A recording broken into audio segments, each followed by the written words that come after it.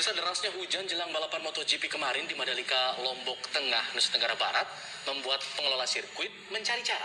Ya, pengelola melakukan berbagai cara dengan melibatkan TNI Angkatan Udara, Badan Riset dan Inovasi Nasional, hingga pawang hujan. Hah? Yang benar saja.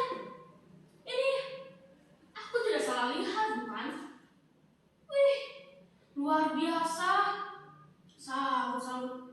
Baru kali ini aku melihat perhelatan besar sekelas internasional dengan kearifan lokal Indonesia.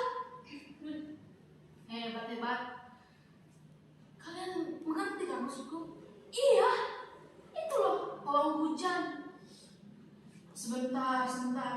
Itu kok masih tetap saja hujan? Oh, apa jangan-jangan dia gagal? Duh, jangan malu-maluin dong. Oh, bukan. Dia sedang menenangkan hujan.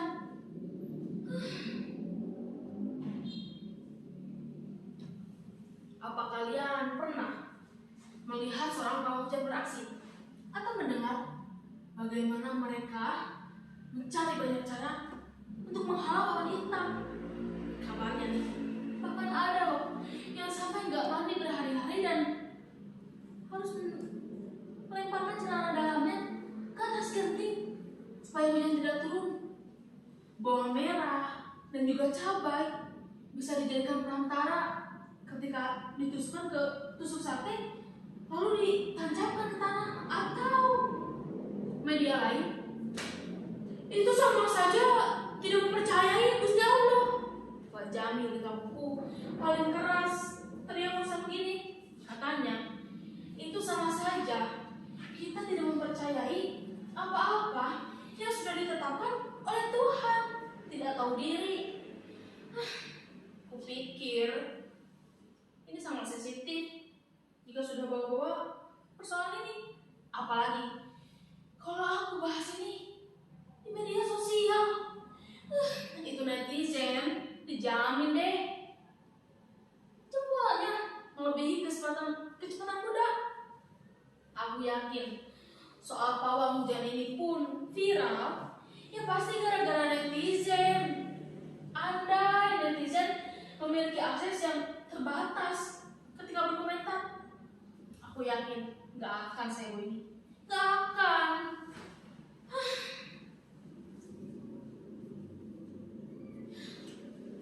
Aku ingat sesuatu. Bukan soal menghentikan hujan, tapi sebaliknya. Suatu hari di perkampungan nenekku, kemarau begitu panjang menyambangi. Penduduk di sana sudah mulai cemas dengan situasi seperti itu. Persediaan makanan yang semakin menipis, sedang ladang dan sawah semakin kekeringan. Nenekku bilang, biasanya ritual dilakukan ketika cuaca terus saja mengenaskan seperti itu. Ritual ini diawali oleh Ratasi. Sejak dulu, upacara ritual harus dilakukan dengan cincong. Ritual ini diawali oleh Ratasi, leluhur desa ini. Ratasi yang gagal mengajak masyarakat untuk mencari mata air. Akhirnya menemukan cara lain agar masyarakat mau berkumpul dengan media cincau itu untuk memanggil hujan. Ya, aku ingat satu lagi.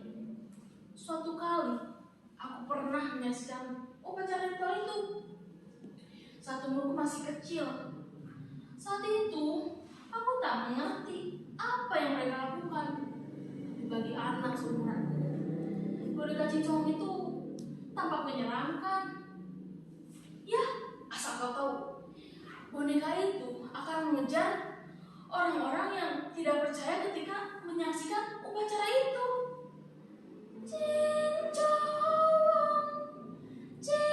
Cincong, bilguna bilang bayu, lenggut te angkedani. Begitulah kira-kira sepotong lagu yang dinyanyikan si Den saat upacara cincong itu. Para penabuh alat memainkan alatnya. Ada yang memukul buyung dengan hihit atau kipas yang terbuat dari anyaman bambu. Ada juga yang memukul-mukul bokor dari kuningan menggunakan dua ruas buah kayu. Aku bersama kakakku saat itu diam-diam menikmati pertunjukan ritual cincong itu. Musik yang tercipta antara pukulan kayu dan nyanyian sinden, juga gerakan mereka seperti apapun terasa menggugah. Musik yang saat itu juga menarik untuk didengar, seperti ada perasaan lain. Kita seperti berada di dunia yang berbeda. Aku bersama kakakku menikmati pertunjukan itu. Tiba-tiba aku melihat Ibu Nawita berjalan ke arah halaman. Di halaman sudah digelar tikar, lengkap dengan sesajen, parukuyan, kemenyan, tumpeng kecil, cerutu, dan lain-lain lagi lah yang aku tidak bisa ingat semua. Begini kira-kira gerakan yang Nawita itu. Berjalan di antara anak teraje dan diikuti oleh dua orang lainnya. Celah di antara anak teraje ini memang cukup untuk satu langkah kaki. Orang yang di belakangnya beriringan dari ujung sebelah sini sampai ujung sebelah sana, bolak-balik selama 3 kali. Lalu Ibu Nawita menghadapkan boneka cincong itu ke arah cermin yang dipegang asistennya. Rambutnya juga disisir biar rapi. Lihatlah, lihat, sabuk boneka ini dipegangi oleh asistennya dari sebelah kiri dan juga sebelah kanan. Bidadari lagi teka, bidadari lagi teka, jak rujak ranti mandi loko. Lagu selesai di mana kasih deh. Cincong mulai bergerak-gerak. Semakin lama, semakin tak beraturan. Bayangkan, aku yang awalnya menikmati pertunjukan itu, keheranan. Konon katanya, saat itu kamu sedang masuk boneka cincong. Aku tak percaya. Bagaimana bisa orang masuk ke dalam sebuah boneka? Apa? Kalian bilang apa tadi? Tidak. Kalian jangan bilang aku tidak menghargai adat. Aku masih kecil waktu itu. Aku tak mengerti hal-hal semacam itu. Lalu aku berbisik kepada kakakku. Acara ini aneh dan tidak masuk akal. Lalu aku iseng berkata kami. Cincowong, bulu cantik awak bubu. Cincowong, badan cantik bulu bubu. Tiba-tiba boneka itu menjatuh. Lihatlah, lihat, dia menyeringai kepadaku. Ya Tuhan, kupikir cincong tidak akan bereaksi seperti itu. Nek, tolong, Kak, tolong. Boneka cincong itu terasa berbicara kepadaku. Shh, kau bocah, berani-beraninya mengolok-olok aku. Aku mendekatkan badanku ke kakak dan dekatku sambil berkumand kaget agar aku tidak dikejar oleh boneka itu. Nek, tolong aku. Nenek yang sedang berada di teras dekat halaman menghampiri aku. Apa yang kamu lakukan? Jangan seperti itu. Kamu harus percaya. Dan juga kamu tidak boleh mengolok-olok cincong. Tapi Nek, tolong singkirkan boneka itu dariku. Aku takut, Nek. Iya, aku percaya. Maaf, cincong. Maaf. Asisten dan Ibu Nawita kembali mengambil boneka itu. Boneka cincong yang terbuat dari batok kelapa itu dilukis dan diberi riasan. Juga diberikan baju berwarna kuning. Dipasangkan sapur di badannya yang terbuat dari bambu itu. Dan lehernya itu berkalungkan kembang Kamboja. Suasana malam hari terasa mistis di lapangan. Terlebih lagi ketika aku melihat boneka cincong itu terus bergerak-gerak. Ritual pun diakhiri dengan saweran kembang Kamboja yang dicampurkan dengan air lalu diciprat-cipratkan ke arah penonton. Hujan! Hujan! Hujan!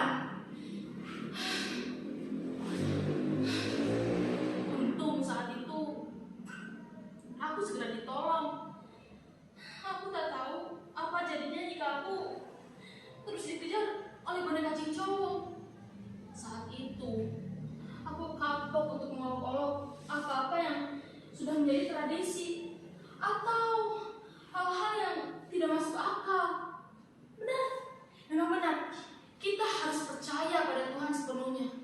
Tapi mau bagaimanapun, ada makhluk lain, dunia lain yang tak bisa kita lihat secara kasat mata. Makhluk yang sama-sama ciptaan Tuhan. Harus percaya itu. Sudahlah, kita kembali menonton perempuan yang ada di TV saja. Itu lihat, ada pembalap menirukan pawang hujan. Berita viral ini.